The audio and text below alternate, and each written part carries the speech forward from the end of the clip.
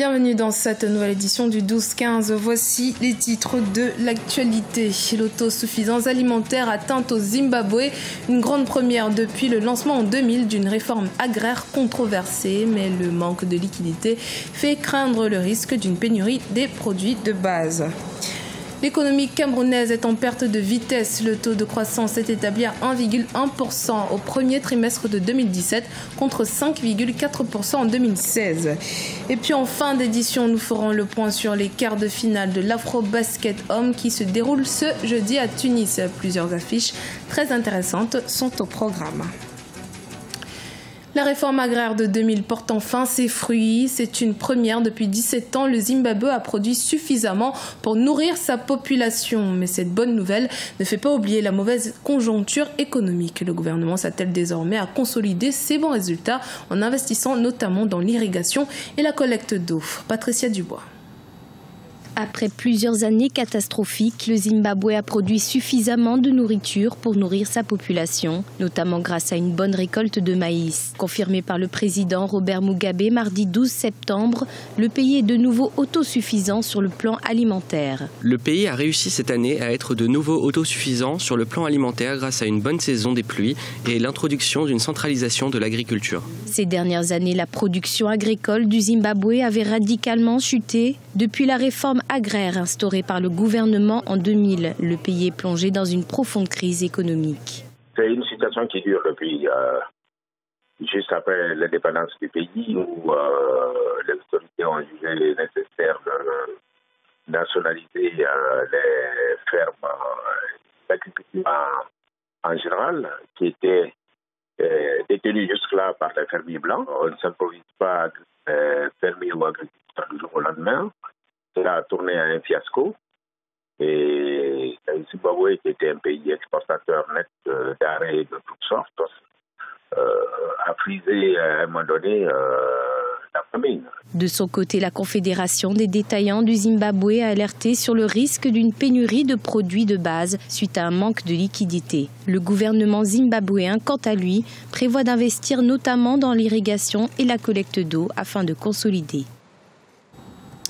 Le bras de fer se poursuit entre pouvoir et opposition au Parlement togolais. Mercredi 13 septembre, le président de l'Assemblée a décidé qu'une session spéciale sera convoquée ce jeudi pour examiner le projet de loi du gouvernement sur la réforme constitutionnelle.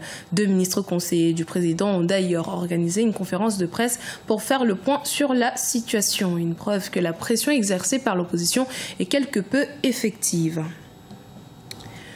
Polémique en République démocratique du Congo sur le vote électronique, un outil dont la commission électorale souhaite se servir dès les prochains scrutins. Pour l'opposition, il s'agit d'une énième manœuvre visant à retarder une fois de plus les élections. Reportage de Jacques Mboka. Scrutin en mode électronique proposé par le président de la Commission électorale nationale indépendante suscite diverses réactions au sein de la classe politique congolaise. Si l'objectif visé est de minimiser les coûts des opérations et les temps de compilation des résultats pour une rapide publication selon la CENI, les opposants au régime estiment que c'est une manœuvre orchestrée en vue de favoriser la fraude et la tricherie. C'est quoi le vote électronique? C'est quand on emploie l'ordinateur de prendre la place de l'homme pour arriver à compiler les résultats et jusqu'au moment de les publier. La CENI est en train de préparer une dernière tentative de tricherie parce que le peuple a compris ce qui était fait en 2006, le peuple a compris ce qui est fait en 2011. Estimé à 1,3 milliard de dollars, les scrutins en RD Congo sont coûteux dans un pays où l'État peine à maximiser les recettes avec un budget estimé autour de 7 milliards de dollars pour l'année en cours. Dans les milieux du pouvoir, on estime que toute possibilité pouvant réduire les coûts des scrutins est une bonne option qui doit cependant faire l'objet de discussions. Dans cette période où la technologie c'est elle qui guide pratiquement toutes les actions de tous les gouvernements. Pourquoi s'empêcher? D'abord, ça va amoindrir le coût. Si le président de la CENI nous envoie une notification au gouvernement par rapport à cette question, donc à ce moment-là, nous échangerons. Le débat autour du scrutin en mode électronique est engagé alors que les opérations d'enrôlement dans les Kasaï ont été lancées ce mardi 12 septembre 2017. Dans le reste du pays, l'essentiel des citoyens en âge de voter s'est déjà enrôlé. Il faudra bien entendu compter 90 jours pour terminer l'enrôlement dans les Kasaï, ce qui écarte toute possibilité d'organiser les élections en décembre 2017, tel que prévu dans l'accord de la Saint-Sylvestre. Les indicateurs sont au rouge au Cameroun. Le pays affiche un repli 1,1% de la croissance au premier trimestre de 2017 contre 5,4% au cours de la même période en 2016. En cause, le ralentissement des activités dans le secteur secondaire. Les précisions avec Viviane Baoken. La croissance économique du Cameroun connaît une chute en 2017. Le pays affiche une croissance modérée du produit intérieur brut de 1,1% au premier trimestre de 2017 contre 5,4% à la même période en 2016. Selon l'Institut national de la statistique, cette tendance baissière est due au mauvais fonctionnement du secteur secondaire qui affiche une évolution négative de 5,6% en 2017 contre 10,6% en 2016. Pour les experts, cette contre-performance de ce secteur est imputable à une baisse marquée des activités du sous-secteur des industries extractives. Cette chute est principalement due à un ralentissement de l'activité économique au niveau à la fois macroéconomique.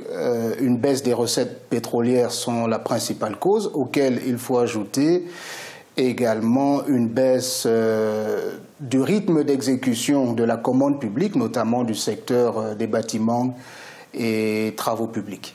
Le ralentissement du rythme de l'activité économique n'est pas une surprise pour certains économistes qui estiment que l'augmentation en 2014 du prix du carburant à la pompe à l'intérieur du pays avait pour conséquence la ponction du pouvoir d'achat des ménages. Le fait pour le gouvernement de ponctionner le pouvoir d'achat des ménages et ponctionner le cash flow des entreprises devait provoquer une récession. On n'a pas échappé.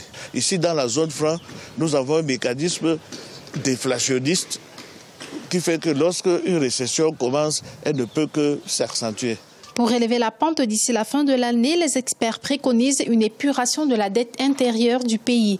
Dans ce sens, le gouvernement a débloqué le 21 août 2017 près de 180 milliards de francs CFA au profit des entreprises.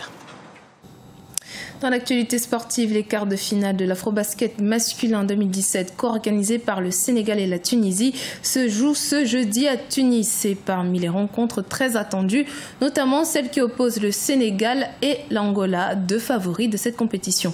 L'ancien lion indomptable du basketball, Samuel Nono, nous fait état des enjeux de ces quarts de finale. On l'écoute. Le Sénégal a l'équipe qui a une densité dans le jeu intérieur beaucoup plus intéressant, mais comme on dit, vous savez, en basket, tout dépend de la stratégie qu'on met en place. Oui, ils ont une puissance interne, oui, intérieure, et puis c'est l'équipe qui a, je crois, la meilleure moyenne de taille. Le Maroc est la surprise, ça il faut le dire, depuis des années, de sa poule. Et je pense que oui, quelque part on peut dire que le Maroc est en train de travailler au niveau des jeunes et au niveau des différentes équipes pour retrouver la place qui était la sienne. N'oublions pas, le Maroc a été une grande nation de basket. Quant à l'Égypte est coutumier du fait. La Tunisie, même si l'équipe est vieillissante, mais la Tunisie a une base solide. C'était le journal de la rédaction. Merci de votre fidélité. Dans un instant, une nouvelle édition de l'actualité sur Africa 24.